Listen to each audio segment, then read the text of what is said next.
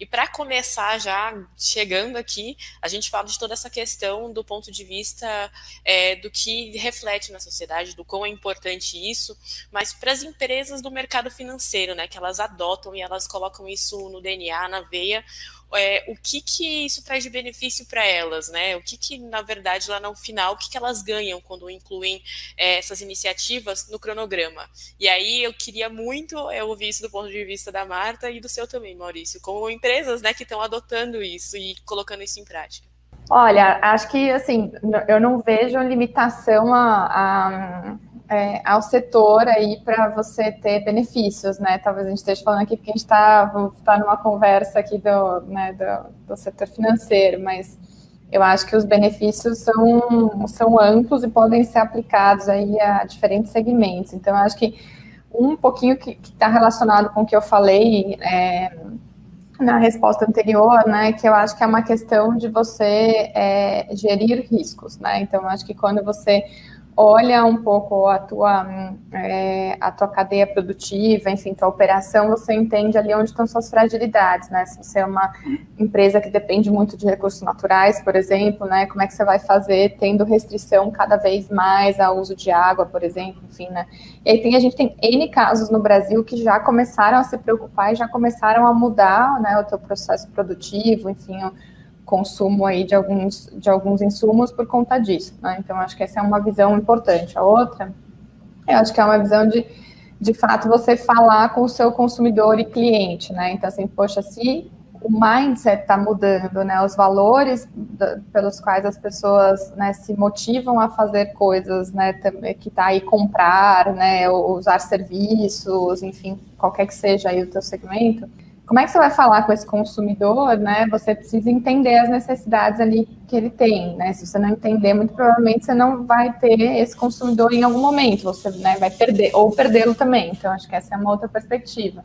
Aí, nessa mesma linha, a perspectiva da atração de pessoas para você, né, tocar o seu negócio. Então, se você quer, ter aí pessoas super qualificadas, enfim, motivadas, né? Como é que você alia aí, de fato, um propósito genuíno da empresa, né? E aí uma série de ações para que as pessoas queiram estar nesse lugar, né? As pessoas cada vez mais vão escolher, acho que é diferente, a gente passou por várias gerações, a geração do meu pai, por exemplo, tinha uma questão de estabilidade, né? Hoje em dia ninguém busca estabilidade, né? As pessoas, ao contrário, muita gente gosta de ficar, né, experimentando, trocando, testando. Então, assim, são valores diferentes. A minha geração, né, traz aí consigo outras vontades, outros desejos. A geração que está vindo também. Então, como é que a gente consegue capturar isso? Então, acho que se a gente entender, né, e olhar o viés de fato de oportunidade, poxa, o mercado está mudando, as pessoas estão mudando, o que está vindo com isso? A gente se antecipa, né, e consegue começar a responder, eu acho que certamente você deve ter uma vantagem competitiva, né? E aí, aliado à visão de risco, se você tem uma governança que te permite, né? Hoje em dia, as mudanças acontecem com maior intensidade, né? E num tempo mais curto. Ou seja, né, a gente fala muito que os próximos 10 anos vão mudar mais rapidamente ali do que os últimos 100, né? Então, como é que a gente reage a mudanças tão intensas assim, né? Então, como é que a gente consegue? E a empresa que está preparada, né, para passar por isso, certamente é que vai estar dali 10 anos, 20 anos, 50 anos, né? E vai estar resistindo, sobrevivendo de fato, né? Verdade, faço as minhas palavras a da Marta, as palavras da Marta as minhas, quer dizer. Mas o grande ponto é que é um ciclo virtuoso que a gente está olhando. Então, a gente ouviu falar aqui de empresas listadas, a gente ouviu falar de fundos para ser ofertados porque tem uma demanda crescente desse tipo de papel. A gente está falando de pequenas e médias empresas se qualificando e vendendo para essas grandes empresas que têm suas ações listadas na Bolsa. Isso é um ciclo. E essas empresas, e aí, quando elas se qualificam dentro de uma estrutura como a gente está comentando aqui, uma coisa que a gente fala muito aqui dentro, sem lançar foguete. Sustentabilidade não precisa lançar foguete, senão quando tu começa a lançar foguete, tu coloca a distância nisso. Mas quando elas fazem isso, tu começa a aumentar a vida média dessas empresas que passam, já tem estudos, principalmente em mercados mais maduros, com relação a isso, como o César mesmo comentou, de passando de 3 anos em média para 5 anos. Então, elas geram mais riqueza, elas geram mais empregos, elas fazem a economia circular funcionar, elas devolvem valor para os stakeholders, dos seus clientes, dos seus fornecedores. Cara, isso é um ciclo muito bom. E aí, quando tu consegue com isso, já que as grandes empresas já têm a sua estrutura certificada ou a sua liberação em cima da listagem que ela tem, tu consegue também se qualificar mostrando efetivamente, em cima de uma certificação, como tu trabalha.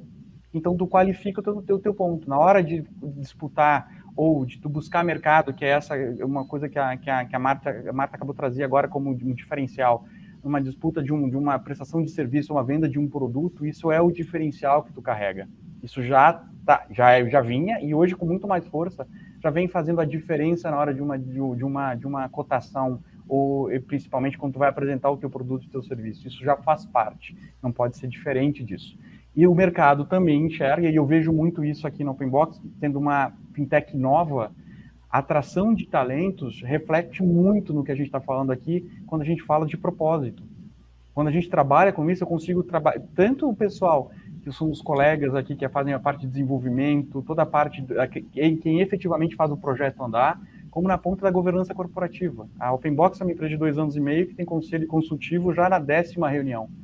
E aí, quando olho o conselho, e quando olho os profissionais que compõem esse conselho, que efetivamente a gente está cada vez melhorando isso, são profissionais que se interessaram pelo projeto porque eles viram ali efetivamente alguma coisa diferente. Efetivamente linkado ao propósito e como a gente quer entregar o crédito.